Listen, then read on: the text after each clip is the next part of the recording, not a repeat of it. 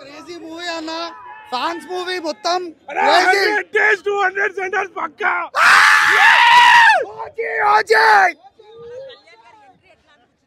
అసలు elevation crazy ఉందన్న. నిజంగా ఇప్పటి వరకు సుజిత్ ఫ్యాన్ బాయ్ అనిపించుకున్నాడు. క్రేజీ అంటే crazy movie, super hit movie.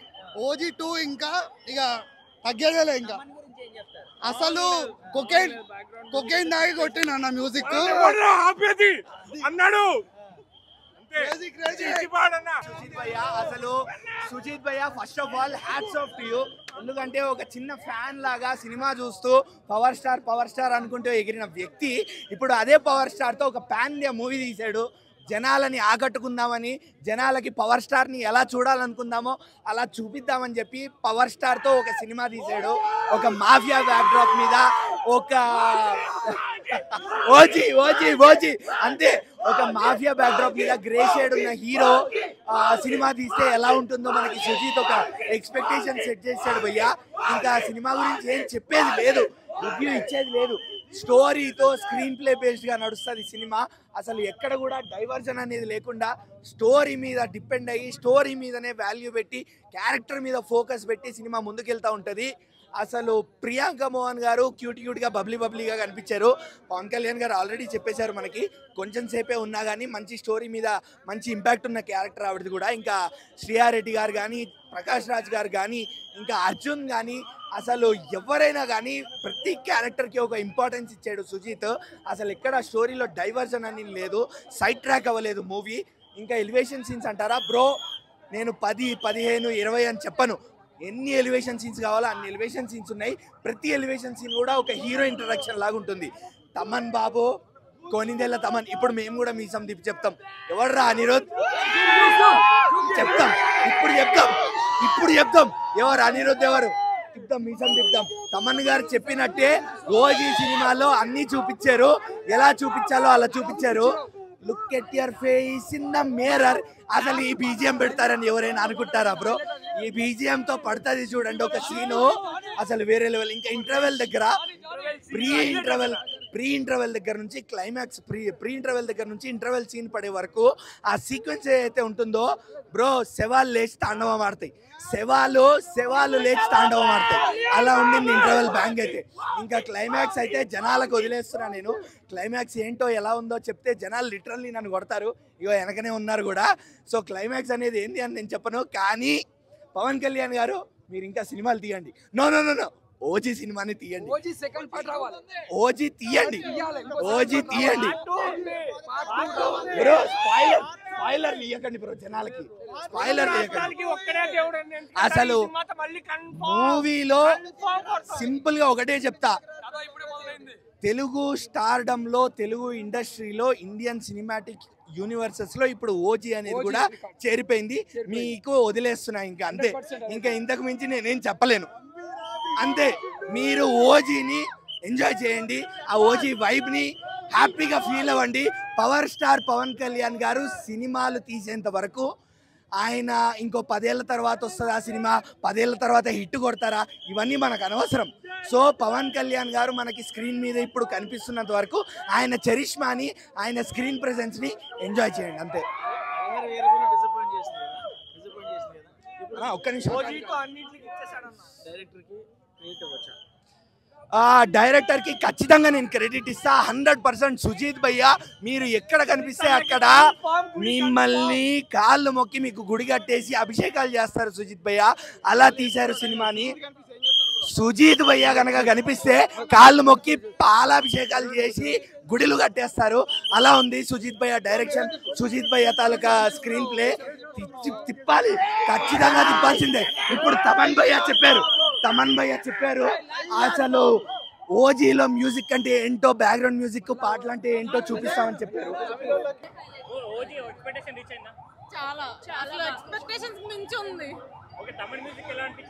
చాలా బాగుంది, చాలా దానివల్ల సినిమా హైలైట్ అయింది.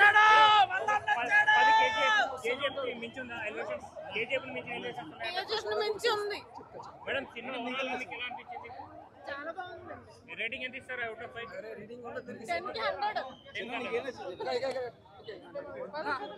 ఆయన కెరీర్ లోనే ది బెస్ట్ అని చెప్పుకోవచ్చు. ఆయన కెరీర్ లో కాదు, ది బెస్ట్. ఆయన కెరీర్లోనే కాదు టీఎఫ్ఓలోనే ది బెస్ట్ ఎలివేషన్ చెప్పుకోవచ్చు. ఆ ఎలివేషన్స్ అయితే పడలేదు, ఆవిడ పెద్ద సీన్స్ అయితే పడలేదు. సో ఒక సాంగ్ కోసం పెట్టుకున్నారు కానీ బట్ ఓకే, ఆవిడ కూడా కొంచెం స్టోరీలో ఇన్వాల్వ్ అయ్యే ఇది కాబట్టి చాలా బాగుంది.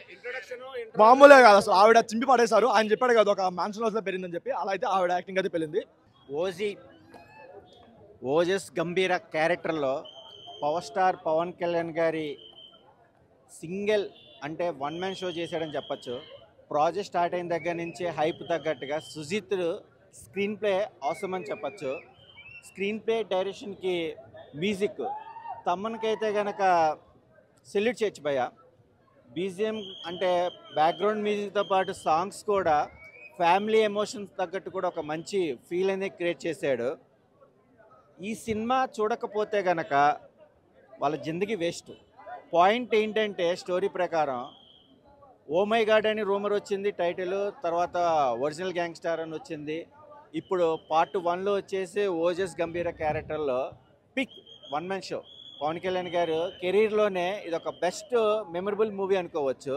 పార్ట్ 2లో ఒరిజినల్ గ్యాంగ్స్టార్ అని చెప్పేసి రివీల్ చేసేసారు స్టోరీ తగ్గట్టుగా. ఒక జింక 90 వేగంతో పరిగెడితే ఒక పులి 60 వేగంతో పరిగెడుతుంది.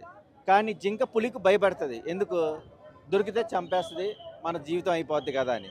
కానీ భయపడకుండా ఒక పోరాటం యోధుల్లాగా ఏంటి అనేది ఈ సినిమాలో పవన్ కళ్యాణ్ గారి యొక్క మేనరిజం 100% బాగా ప్రజెంటేషన్ చేశారు. But watchable movie. All the best OG team and power star Pawan Kalyan. ఏంటంటే ఎక్కడ లేపాలో ఆడ లేపిండు, చాలా డీసెంట్, అంటే ఊకే లేపేలే, చాలా క్లీన్గా తీసుకెళ్ళిండు. హై మూమెంట్స్ ఎక్కడ ఇవ్వాలో అక్కడే ఇచ్చిండు. పదే పదే ఇస్తే సినిమా పేలే అయిపోతుంది. నీట్గా తీసుకెళ్ళిండు, హై ఎక్కడ ఇవ్వాలో అక్కడ ఇచ్చిండు. సాటిస్ఫైడ్ కదా. ఇమ్రాన్ హస్మిని చాలా తక్కువ చేసి చూపించారు ఈ మూవీలో అనేది చాలా మంది అంటున్నారు కదా. లేదు బై, కరెక్ట్. ఎంట్రీ కానివ్వండి లేకపోతే కొన్ని సీన్స్ కానివ్వండి చాలా తక్కువ చేసి చూపించారు. అంటే ప్రతిదీ యానిమల్ సినిమాలో ఉన్నట్టు విలన్ ఏమో సంపుతూ ఉంటే బాగోదు కదా అన్న. ఎలా ఉండాలో అలా ఉంది, సరిపోయినంత ఉంది.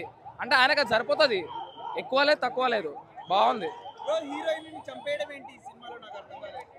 రివెంజ్ స్టోరీలో పట్టు కోసము ఏదో ఒకటి ఎమోషన్ ఉండాలి కదన్న.